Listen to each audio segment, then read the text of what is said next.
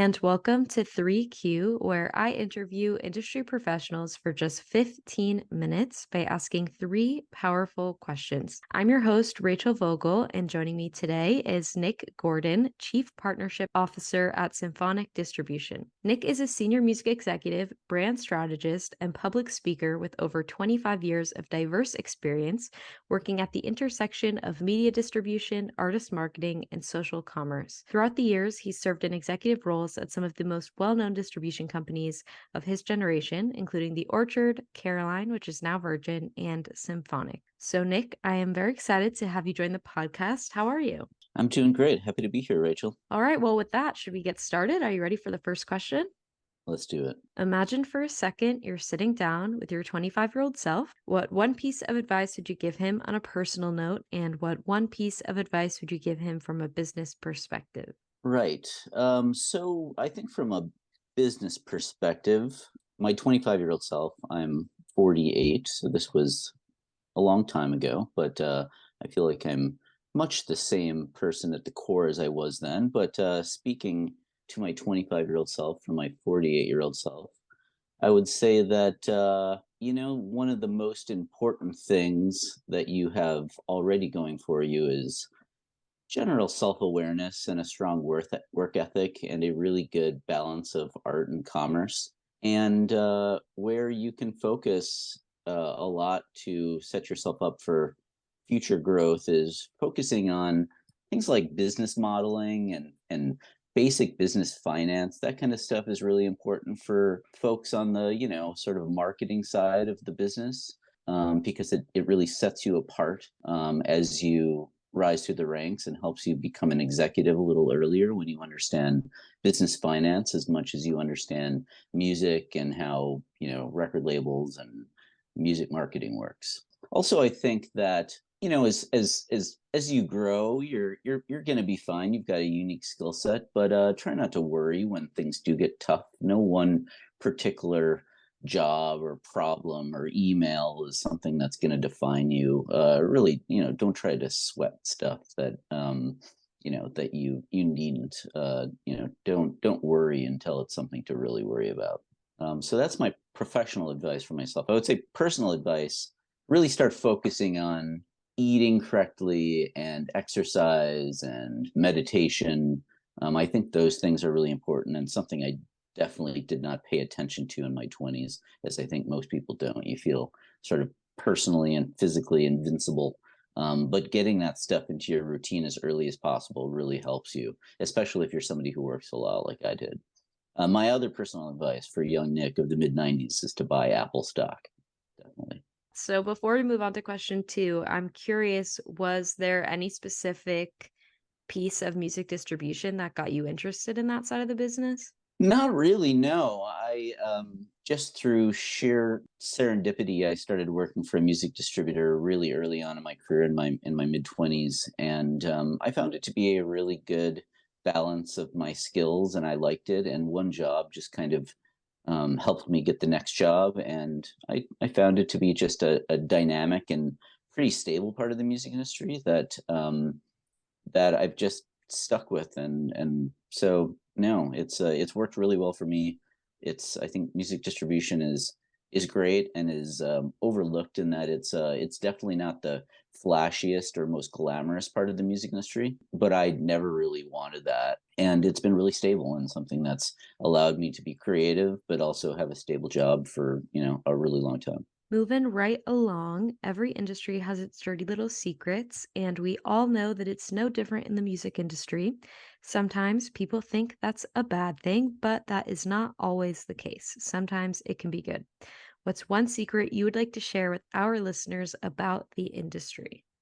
Yes, I would say I would like to dispel the myth. People like to say this all the time, that it's all about the music, and it is absolutely not all about the music.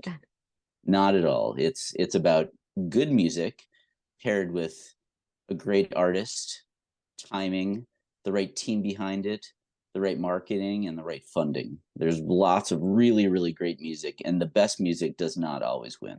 So that's a big one. The other one I would say that is I thought about this question a lot because I think it's it's changed over the years what the secrets of the music business are and have been and will be. But I think the one thing that's really important, it's not a secret, but I think that your ability to build really, really deep relationships and friendships that last a very long time is one of the secrets. And, there's that age old kind of, it's not what you know, it's who you know. And, that can kind of be extrapolated, you know, overly so, but um, your relationships are really important. And those people who you meet in your 20s and run around with and get drunk with, like, if you keep those relationships and you make sure they're the right and good people, and you keep them in 20 years, those people are going to be fellow executives running other companies. And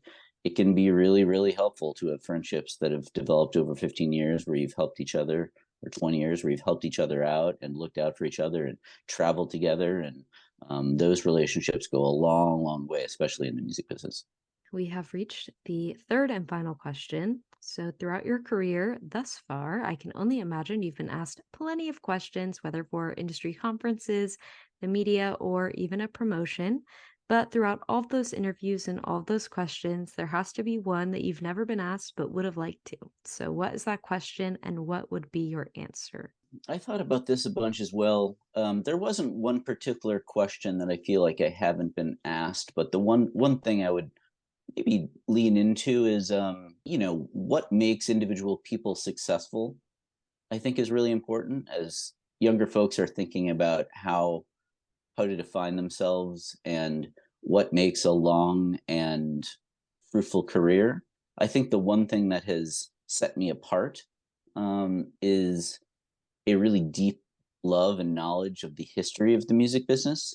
I'm a huge nerd of like where the business came from and the key executives that built it and how that's changed over time. And I think knowing the history of the music business and where it has merged with other industries is really important for understanding where it's going. And I think that I have done that really well, not because I plan to, just because I really enjoyed that. And understanding history and trying to figure out where things are going will help you choose your jobs well. And I think what has been very helpful for me and a key to my success thus far is really thoughtfully choosing what jobs to take. And obviously, that's partially dictated by what jobs are available, but really trying to think about what you want to do and where the business is going and where you want to be within it, um, based on what's going to actually work is really important, because if you choose wrong, you start working in parts of the business that aren't successful and you get laid off more, or, um, if you think about where the business is going, for example, like I was definitely not really early on digital when the business was converting to digital, but I was pretty early. I switched from the physical distribution part of the business to digital in, 2006, which at the time felt like I was, 4 or 5 years late, but I was really pretty early. And that was helpful, but it was becoming more clear uh that the business was changing, and it seemed very safe to me to make that move. And also, the timing was right, and I thought about it a lot. And when I did that, it turned out to be very fortuitous and helped me succeed and get into the future of the business when the future was still really early. Well, Nick, thanks so much for taking the time to join the podcast. And to everyone listening, I hope you enjoyed tonight's episode. Stay tuned for next week of 3Q, where I interview industry professionals for just 15 minutes by asking three powerful questions. See you then.